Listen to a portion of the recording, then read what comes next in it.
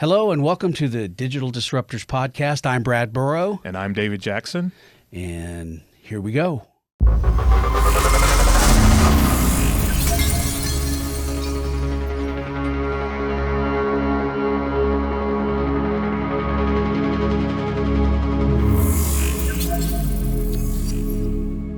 Yeah, so we're here today with Mr. VJ Jonas, and he is here as our guest today. It's glad to have you on the podcast. Appreciate it. Yeah. Excited to share my journey. Yeah. We're going to talk today about a lot of things that business owners should consider when it comes to actually being acquired. So we all know that that's the final frontier, the big goal for a lot of businesses is to actually get out of business. And this is something that VJ helps a lot of businesses with. He's got a really long track record that spans decades, sold, done hundreds of successful transactions, and we're glad you can join us today. So if you don't mind, could you just share a little bit about that story? 40 years, it's a long time, and that's a lot of experience that you bring to the table. And before you do that, I wanted you to talk a little bit about you've been in this building before. I have. Yeah. You probably didn't know that, but you office not too far from here, right? Literally in walking distance, just Yeah. right across Oh. the field over here to the two-story building. Oh, Yeah. okay. Very cool. Yeah, so that was how we met. It's like, Yeah. I've been in here before. Oh, okay. Back in the day. All right, sorry. I took us on a little Yeah. wild goose chase there Memory for a lane. second. Yeah. Cool. Yeah. So I started by getting offered a franchise in the modeling and talent industry in my early 20s. There was someone that owned the Kansas City franchise that was not succeeding, and the franchisor offered it to me. So I got a little bit of working capital from a family member, was able to transact that, become an owner with a partner that was a lead instructor of the franchisor. So it was a really good win-win kind of a situation. Mm-hmm. And we opened up under a new brand here in the Kansas City market. So after about owning that 10 years, I had about 500 total people through that journey. Oh. We sold the company, and that process of selling it really interested me. Yeah. So it triggered something in me because I was in sales. I'm obviously talking to people who are interested in getting into that industry. So I'm talking to parents often. I'm trying to convince them that we're the agency you want to go with. Yeah. So 10 years of that sales, I thought, with that sales background, I thought I'd be a good fit maybe in also being a broker because I used a broker to transact that sale. So in downtown Kansas City area, I was with one of the biggest brokerage firms, and within 6 months, I was their top agent. What happened after that was my entrepreneurial spirit kicked in. The bug got you. And I said, you know what? I want to do this on my own. It's funny, this is the same kind of a story I hear from sellers of businesses all the time, too. Yeah. I've trained this perfect sales guy, and he goes out and becomes a competitor of mine. Yeah. So That gives me heartburn, by the way. Oh, yeah. But I did do that, and it was an interesting journey to where I am at today because it's nothing like it looked and felt the day I first started. Mm-hmm. Just me and one or two other people, and all we did was sell Main Street business brokerage or business brokers, businesses of the Main Street type. Yes. So we're talking about restaurants, hair salons, sandwich shops, you name it. Yeah. But getting into the larger transaction types, and we're talking 25 million in enterprise value or larger, that takes a little bit of time and reputation. Mm-hmm. So you have to get a few of those under your belt. And so then you promote the fact that you've accomplished that, and you can see some traction. Yeah. Which is what happened after about 10 years. And at that point, what ironically happened is I partnered with someone who had one heck of a resume, and primarily his background was in consulting. Mm-hmm. So he helped businesses grow. How do you incorporate best business practices? Why does one company fail in the same industry and another one succeed? This gentleman understood how to coach those owners to implement those types of best practices. Mm-hmm. And he downloaded that knowledge to me. So after the recession of '09, my industry changed dramatically because of SBA. I mean, that's the core of the background of my industry is SBA loans. They stopped lending, didn't they? They stopped lending for 6 months. Wow. Yeah. Wow. They've never, ever have done that in the past. So my industry nationwide got impacted by that. But at that time, I mean, we had a large office, big overhead, lots of brokers working underneath me. We scaled into St. Louis. But that world made me, or that impact to my industry made me realize that things are changing. Mm-hmm. And I really didn't understand how much it was changing at the time as I do today. And a lot of that has to do with the reason why the three of us are doing some joint venture relationship types of business, which is digital media.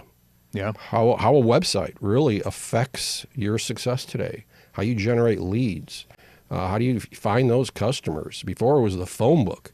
And I remember getting upset because there were 2 phone books and we had to advertise in 2 phone books. Yeah. Right? Remember how expensive phone book advertising was too? $10,000 for one full page. Really? I did not know that. Oh, Crazy. Wow. And I remember, just to get off a little bit, but there were companies that were doing like video duplication, like, VHS tapes and stuff, that they would have a full page and they would base their whole business model on Absolutely. doing that ad. That's amazing. Absolutely. Yeah. Not Yeah. like that anymore. No. So I just became a one-man shop for a good 5 years. Actually moved to Phoenix to try to open that market up for myself. But and we're talking just shy of 3 years now. I got pulled back to Kansas City because my network is here. Yeah. And I had some pretty good size clients who wanted me to come back and try to transition their businesses. And next thing you know, I am hiring additional people, training them, and trying to scale back under a new brand, which is Acuity Edge Advisors. Yeah. So that's how I got here.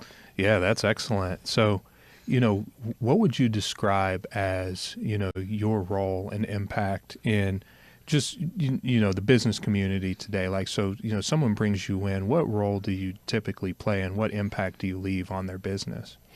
So typically someone finds me because it's a referral from a previous client. The idea is to determine, is the business currently at a place where it could sell? Does it need to improve on certain aspects of how the ownership currently runs and operates the business? Is the owner realistic about the valuation? Mm-hmm. Do we need to adjust that expectation? And or do they have the time to wait? Because if they have the time to wait, what we do differently than other brokerages is help them create that growth roadmap. Yes. And then create that exit strategy. In my industry, that's called a liquidity event when you cash out. Mm-hmm. So I am in that interview doing a Q&A, basically determining based on how the owner responds to my questions, where are they in that process? And are they realistic and are they ready to be put on the market if that's what they're choosing to do? Yeah. What do you typically find? Like, where are most business owners that you end up talking to? Like, what position do you normally find them in? Well, the bigger businesses, and let's call those, even though these are small businesses, when you think about Wall Street, 10 million and above, they pretty much have their act together. And so when it's time, there's not much that we need to do except package the business correctly and put it on the market. Mm-hmm. Businesses that are smaller than that, it's interesting that there's this consistency where the owner wears still too many hats, does not know how to ask others within the organization to take on some roles that he or she are trying to, multitask on a daily basis to help the company succeed. So they don't know how to delegate. Mm-hmm. They just wear too many hats. There just seems to be that consistency. He's trying to make me feel bad right now, isn't he? Well, I mean, I think that we're all guilty of that. Yeah, I mean, we are. That's it's very difficult to do because I mean, I would even say earlier this year I had so many hats on, and taking those hats off, sometimes you kind of feel like you can't. You're just like, man, look at all of these hats. I don't want to wear them, but I have to wear them. Yeah. But you're thinking quality control, see, and I respect that. Yeah. But the problem is you cannot scale a business where you're going to wear all the hats all the way through your journey. It's if true. you truly want to sell your business for its top value, you're going to have to scale by delegating, growing, making sure that the company is capitalized correctly, because that's the second consistent thing that I see is undercapitalization. Yeah. And kind of getting to that, I think that kind of leads into what Brad was going to ask you about, what gets someone prepared for acquisition, right? Well, so before I jumped into that question, I wanted to talk a little bit about SOPs, because I remember Sure. maybe define what that is and the importance for a business that really wants to grow and scale, why they need to have standard operating procedures and have them documented. Absolutely. So not only are SOPs living documents, which means you're going to adjust them as you grow your business, but so are business plans and growth roadmaps. These just can't be things that are in your head, which I'm telling you, businesses under 10 million in enterprise value, the majority of their business plans are in the head of the owner. Yeah. They've never documented Yeah. that business model, and also the mistakes that they've made and how they've adjusted to improve on the business. Because if you have an exit strategy, that living document is such a great tool in that transition where you smoothly transition the business, but you train off of it. Yep. So you're helping the buyer understand when they think they're going to attempt billboard advertising, that's not going to work. We've tried that. Here's the reason why. And we have a better return on investment if we do X, Y, and Z.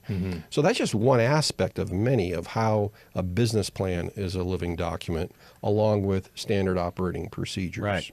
Yeah. It's good.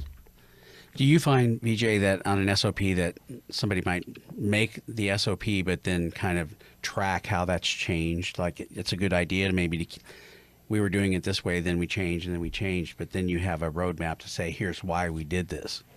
Yes. So you keep all of those edited versions, again, for the same reason why you keep the edited version of your business plan, because you're going to use it as a tool when you choose to sell the business, when you transition it. Because there's always a training period. Most of the time, that's about 6 months, depending upon the size of the enterprise. And so if you just toss those, you're tossing an incredibly important tool, right, that you edited for a good reason. But a lot of these SOPs change because you're successfully growing and you've added a new aspect of the customer's journey within your organization.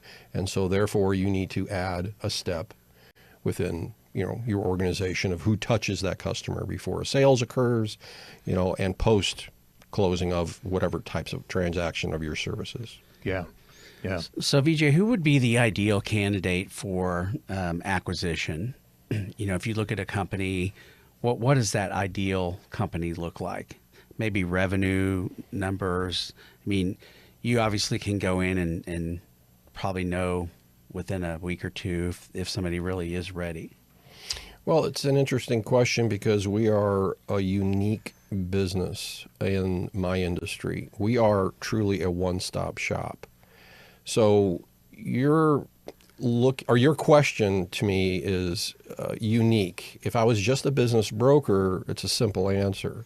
A company that's thrown off in excess of $1 million of EBITDA, the seller realizes he's going to get anywhere from a 4 to 6 multiple. We package the business up and we take it to market, and he understands that he's going to have to transition it over a period of time. Yeah. But for us today, because we do business consulting, a lot of my engagements are multiple year engagements where we're helping them by coaching and advising their organization to improve on processes, systems, how they track every aspect of how they're managing and running their business. Yeah. When we're talking CRM, to financial tools. It's amazing how many clients I have who have a CRM, but it does not have an API with QuickBooks. And so they don't really understand how important reports are to help make good business decisions about how you're running your business. Yeah, that's true, because when you get to a certain point where you're not wearing as many of the hats, I imagine it just comes down to understanding and looking at the data. Like, because where do you see that role shift? Like once an owner has, okay, I've taken off all of my hats, so to speak, what's next? Like, what are they doing next? Is it really just looking at data and trying to, get the name out? Like, what does it look like? Well, that's an interesting question too, and it depends upon the size of the enterprise. So right now I have an engagement in the Houston market, Houston, Texas, and I've had more inquiries on this business because it throws off about $750,000 of seller's discretionary earnings, which is basically an adjusted EBITDA for those who understand these terms. And whenever a business makes money, it's like I said, my phone's going to ring off the wall from all over the country. A lot of these companies that called me are either private equity or two guys who've just joined together and said, let's pool our money and buy a business. But they, very interestingly, don't understand that the seller opportunity that I might have, repose the question. I think I lost track. The ideal candidate for acquisition, what does that look like? So that's correct. So the point I'm trying to make here is that due to the fact that we are a one-stop shop, the consulting arm of our company will step in and potentially do a 3-year engagement with a client before they have that exit strategy. So I mentioned that I have a client in the Houston, Texas market, and they have about a $750,000 cash flow, positive cash flow. So I've gained a tremendous amount of buyer inquiries.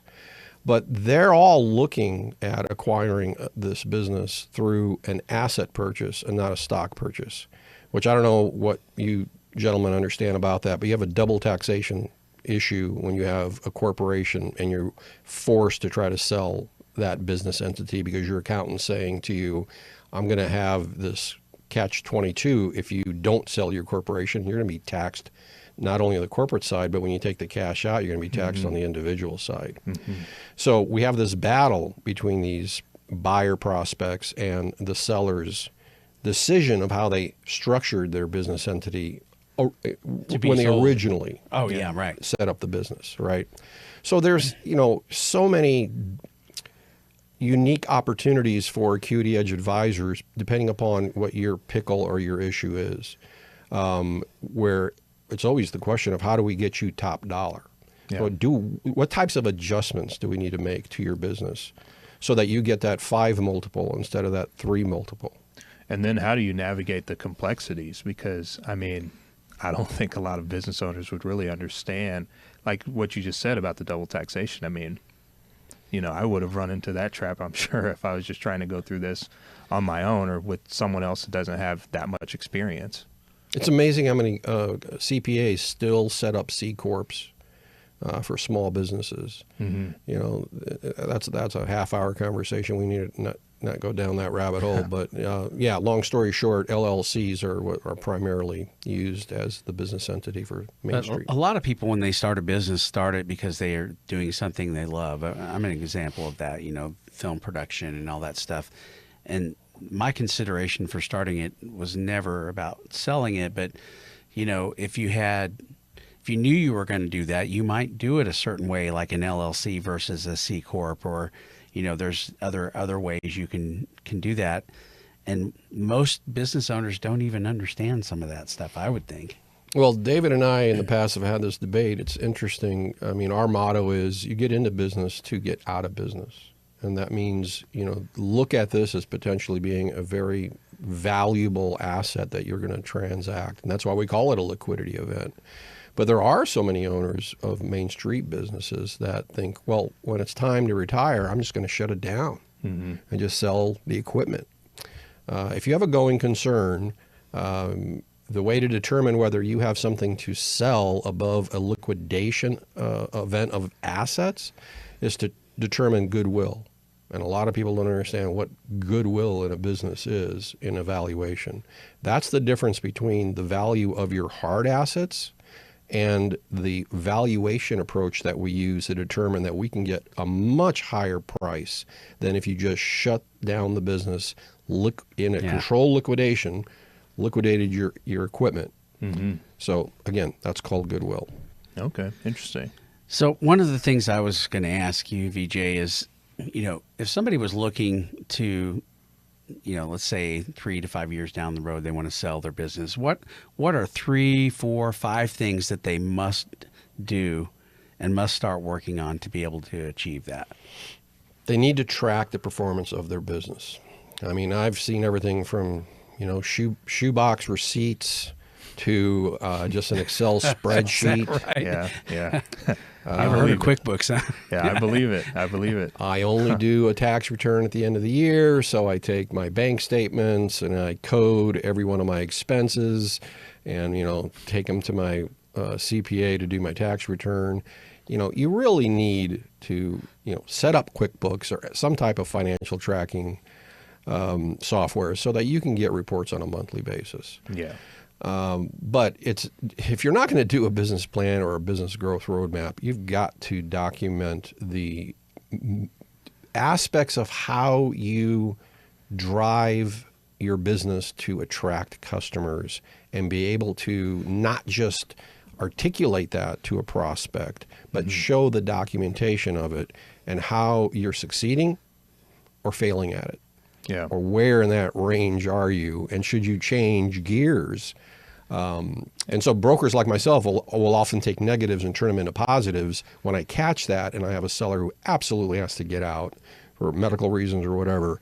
And I will inject that into what we call a confidential memorandum, which is the package we use to sell the business, and articulate all of these negatives and how we turn them into positives. Because those are opportunities, right? Those are opportunities for the buyer.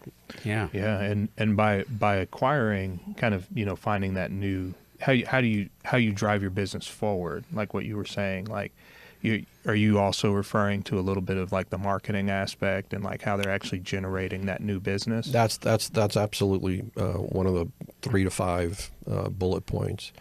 I met an upholstery owner. This person is ready for an exit. They have no website.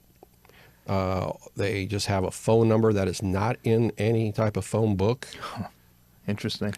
And they have done some of the highest profiled athletes in Kansas City. But they don't realize and didn't realize now that it's time to have that liquidity event, that they really should have prepared the business for sale. Yeah. So preparing the business for sale means, you know what? Okay, I'm going to take the advice of someone who's a trusted advisor to me that I should probably go ahead and prepare the buyer to succeed and not just run off of my reputation. So in this case, this owner is truly the business. Yeah. Because, their phone rings on their hip. Yeah. When someone refers them, and not to a main line, they're not tracking. I don't think I want to buy that business. Yeah, because it's going to pretty much run into the wall as soon as it gets sold. Yeah. Yeah. It is important to have those things set up because exactly what you said, setting up the next owner for success. It really does look like, okay, what does your website look like? Do you have your social media presence established? Like all of these different things that build up what a business looks like today, because the consumer expectations are totally different. I mean, people just expect that you have these things in place. And if they don't see it, it can hurt your credibility. Absolutely. Yeah. What are some of the key trends you're seeing in the M&A world right now? What types of businesses are actually hot? What's happening? Well, we've gone through an enormous consolidation in the plumbing, heating, and cooling industry. A lot of big groups holding companies have rolled up a lot of those.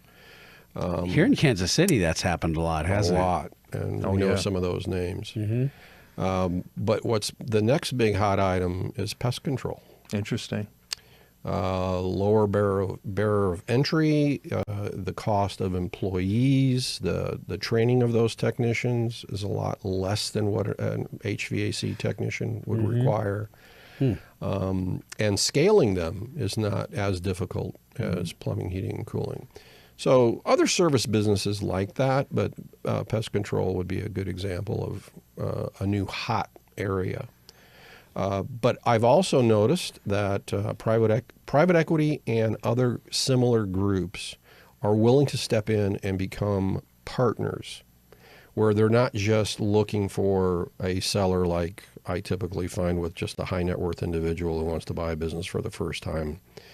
They're willing to step in and help turn a business around if it's the right opportunity, because they have a roll-up strategy. It's similar to what I've mentioned before that was happening in HVAC and plumbing, where you create a holding company and you roll up a few mom and pops, and now you're scaling through that strategy.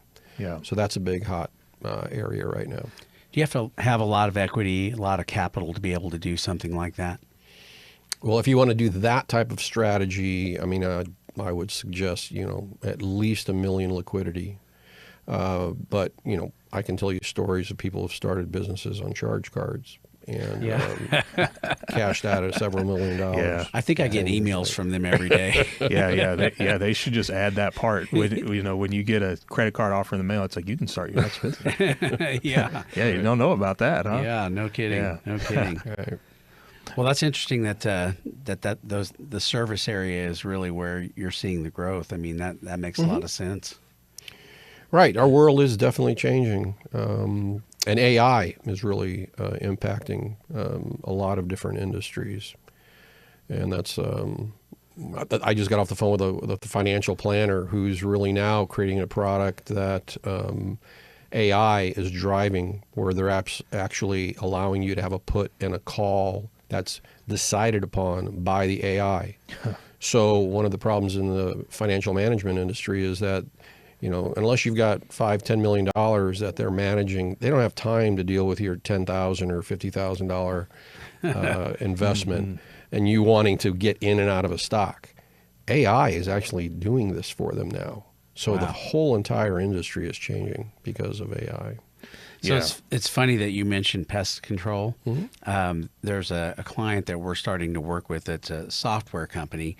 He's got an AI-driven application that teaches pest control guys how to sell. Interesting. And it's so they've trained the AI to, give them certain types of responses, and then it basically grades them on how they did, and then they can do it again, and they learn how to upsell, how to do more things. Really interesting, but it's all AI driven. Yeah, that's really cool. I've seen the rise of AI agents, so to speak, in the service industry. So, the HVACs, the plumbings, and really they're handling what a CSR would typically do, except it's all AI. And there's a platform called Google Local Service Ads, and one of the things they grade you on is how many calls you answer within a 30, 60-day period. And if you're not answering a certain amount, you could lose out on leads because your performance goes down. So what a lot of people are doing is they're putting in these AI agents, and it's helping them have miss a call. 100%. Yeah, 100%. It's crazy. It's crazy. But yeah, AI, I mean, just one of so many examples that we could talk about how that's impacted things and changed things. But bringing in someone who has, some knowledge of that, or, has seen it come up, I mean, that's extremely valuable, for a business owner. So what's something that you, with everything that you've learned and everything you've spoken about, like what is something that you wish more business owners knew today when it comes to either, operating their business, growing their business, and preparing it for a sale? Like, what lessons do you think they should learn? Great question. So I think the uniqueness that I bring to a potential client is the decades that I've been in this industry, and I've probably transacted every type of business that there is. But I've seen why some people succeed and some people fail in the same industry. Yeah. Granted, the obvious answer to that is a work ethic. But there are some personality types out there that their work ethic is almost obsessive compulsive. I have a mentor. He just looked at me when he Laser eyes, huh? Yeah. This individual gets up at 4 o'clock in the morning and listens to all of his CSR, the recordings of his customer interactions with the sales department, and then trains off of that the very next morning. And he does it every day. Wow. Works on the weekends. That's amazing. So, success really does come down to a work ethic, but it also comes down to you having best business practices in place. Yeah. Yeah, that's a very interesting story, and I think that's a great example for work ethic because, I mean, I wouldn't have expected that as the example. It's like work ethic, get up in the morning, do this, but that specific example really demonstrates the work ethic that it could take. So, wow. Well, let me add this to that question. There's, let's just call it the bar industry. So I've seen people using that business model to gain a lot of financial success by flipping these businesses. And why does one individual in that industry make it where another does not? It's their personality. I mean, when they show up at work and they interact with their customers, they love the owner. The owner has a drink with every one of them. It's interesting. Some of my clients years ago, they would drink water. They had no idea that they were not taking. The customer did not know that they were not taking a shot of vodka or whatever. Because they would never surprise. They would never succeed having to do it that way. But it's becoming friends with your customers. Yeah. And your customers realizing when they kind of size you up, you're somebody I want to be friends with. Yeah. Yeah. So every business owner needs to have that insight to their own person. I believe that 100%. Yeah. They call that woo. One of the tests that you can take calls that woo. Be able to get in front of somebody and win them over and build a rapport with them. That's not easy for everybody. Some people it's very natural, but other people really struggle with that. Yeah. Woo. Yeah. Huh. Yep. Okay. Yep. That's what that's called. Well, I know we want to wrap up here pretty quick. What do you see? I wanted to ask you this, VJ. So we've come through, and I'll just talk about us a little bit. People in our industry tend to, in an election year, want to hold back funds. They don't want to spend money. Yeah. So we've had we've been battling through a fourth quarter. Right. Now I'm starting to see that open up a little bit. What does next year look like? What are you seeing in your industry? I feel like for us that people are going to start spending money again and hopefully on marketing. And so I feel like it's an opportunity for us to grow. What are you seeing? Well, I agree with you. Every single year I've noticed on an election year, people just sit on their hands. And so now we've got an understanding of what the future might look and feel like. So people are loosening up and wanting to do transactions, in my industry anyway. But there is still a danger because of the market being as high as it is. Will it continue or is it going to adjust? This tariff question, is Trump truly going to implement that, or is that just a threat for negotiation purposes? Right. I hope it's only a negotiation. I tend to think that, but yeah, but you're right. I mean, that could change a lot of things. It could. Yeah. So, but I do agree. I mean, as long as everything happens as we all believe in our hearts it should, now that we have a commitment to what the next 4 years looks like, we should have one heck of a next 3 to 4 years. And we need to be prepared to take advantage of that. So it's kind of what my thinking is, and now's not the time to hold back. Now's the time to charge. And I think too, like I've got a very positive outlook on 2025 because I think that, there's a few stages to this when it comes to adjusting to the changes, especially when it comes to business, marketing, et cetera. And I think first was the realization. So, okay, this is something that I know that we have to do and focus on. So just kind of honing in, focusing a little more. Then it takes you a little while for that to kind of seep in and you start to revise it, move it around, and adjust slightly. Then you have that aha moment. That light bulb goes off and you say, okay, let's try it. Let's do it. Let's get it out there. You do it, you get it out there, And you work with it a little bit, you adjust, you work with it a little bit, then you adjust, but it works well enough to where you get to a point to where you can really start pouring the gasoline on the fire. And that's the point I think that, I mean, honestly, I think that we're at that point right now. And I would say that, you know, the video production, the content that we've been able to put out there, it's really bringing good traction. I mean, really great traction in this last quarter. And so I'm excited because we're putting the content out. The videos are coming out and they're excellent. So now we just need to pour the gasoline on the fire. And I think that's going to take us to new heights in 2025. I really do. And spending resources on digital marketing too, right? I mean, you think about that, Right. the websites, the Google ads, the Google business page, you know, all the things that a lot of business owners, I say a lot, but you know, the ones that aren't savvy in the digital world really need to get up to speed on. Mm-hmm. You know, they really need to be figuring out, this is how we sell now. Yeah. You know, the way we sell is not how we used to sell. No, not and at if all. you don't do that, you're going to be left behind. Yeah. And that's what I think, you know, even for our businesses, but you know, what we can do for other businesses is really help them get into the game in those areas. Yeah. I think that we've gotten a very strong grasp on what marketing looks like and what it's going to look like in the next year. And so we're poised to capitalize, and we have to take advantage of that now because others will start to catch up. But I feel like we're very far ahead of them right now. Yeah. Well, let's go ahead and wrap it up. VJ, if somebody, you know, is looking for help to get into the game, they want to turn their business around, or maybe they have a business ready to sell, how would they get a hold of you? Our website is acuityedgeadvisors.com. My direct line is 913-522-3493. Anytime, day or night, right? Anytime, 2 in the morning, day you'll or answer night. that? Well, I might go to voicemail. Yeah. 2 a.m. Yeah. All right. Well, thanks, guys. Thanks for joining us. We really appreciate it. This is the Digital. Let me say that 4 more times. Okay, Digital Disruptors Podcast. Carly, you're going to have to fix that, right? But we thank you for joining us. Please subscribe, share this content. This is really good content today. Excellent. And keep track of what we're doing. We got a lot of new things coming down the pike, and I think you're going to learn a lot. So we'll see you next time. All right. Take care, everyone. Thank you.